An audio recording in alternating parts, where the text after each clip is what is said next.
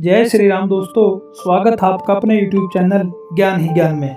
दोस्तों शुरू करते हैं आज की एक नई कहानी।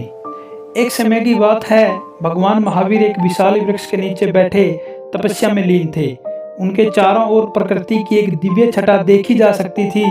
तभी अचानक एक चरवाहा अपनी 5-6 गायें लेकर वहां पहुंचा। गायें को हरी भरी घास खाने को मिली और सभी गायें घास खाने में मगन थी।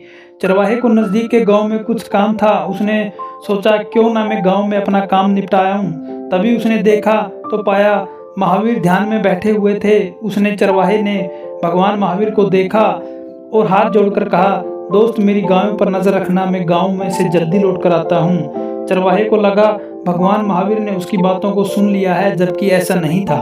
वह अपनी तपस्या में लीन थे। चरवाहा वहां से गांव की ओर प्रस्थान कर जाता है।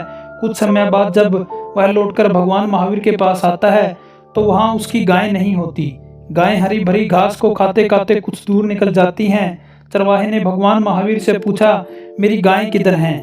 कृपया करके मुझे बताइए। इस पर कोई उत्तर न मिलने से वह बहुत ही व्यथित हुआ। आसपास उसने अपनी गायों को ढूंढा लेकिन नहीं मिली। थक हार कर भगवान महावीर के पास लौट आया और उनसे विनती करने लगा, किंतु भगवान महावीर अपनी कठिन साधना में लीन थे। उन्होंने कोई उत्तर नहीं दिया।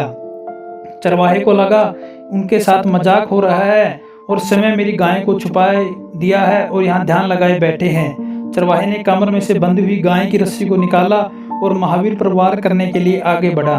तभी महावीर के कुछ शिष्यों ने चरवाहे का हाथ रोक लिया और कहा, अरे मूर्ख, तू किस पर प्रहार कर रहा है? तू जानता नहीं है भगवान है जिसने राजपाट, मोह माया, धन संपत्ता का त्याग कर दिया है। उन्होंने तेरी गाय को नहीं छिपाया है।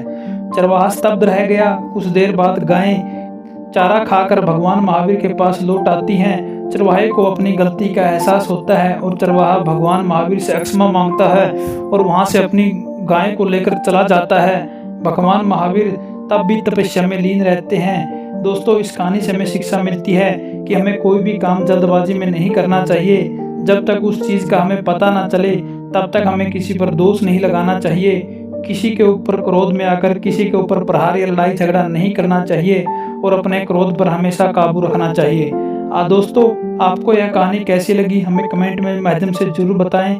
अच्छा लगे तो दोस्तों और परिवारजनों के साथ शेयर भी जरूर करें। जय श्री राम दोस्तों।